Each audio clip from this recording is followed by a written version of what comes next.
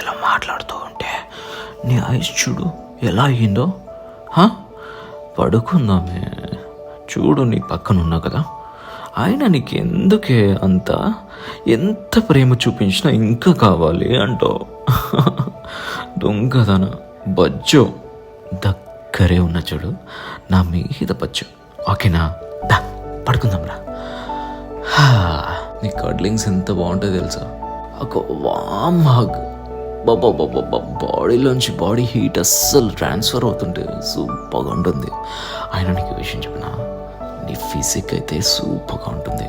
And ఇంకోటి చెప్పనా, నువ్వు చేసే అల్లరి ఇంకా బాగుంటుంది.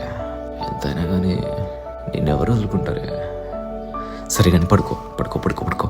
మార్నింగ్ లేవాలి, మార్నింగ్ లేచి వాక్కి వెళ్ళాలి. ఇలా మాట్లాడుకుంటూ ఉంటే ఎనీ టైం మాట్లాడుకుంటూనే ఉంటాం. అర్థమైందా? మార్నింగ్ లేచాక ఏమంటావు తెలుసా, అరే నైట్ అంతా నిద్రపోలేదురా నీ వల్ల అంటావు. తర్వాత ఇంకో మాట ఏమంటావు తెలుసా, కనీసం వర్క్ కూడా చేయలేకపోయినా అంటావు. నా మీద ఎందుకు నింద మోపుతావు చెప్పు. అందుకే నేను నైట్ పడుకోమన్నాను కదా నిన్ను. నువ్వు పడుకో. సర్లే పడుకో బచ్చో. I'm here for you. ఓకేనా? చుట్టు చుట్టు చుట్టు నీ పక్కనే పడుకున్నాను. ఏం థింక్ చేయకోకుండా పడుకో. ఓకే.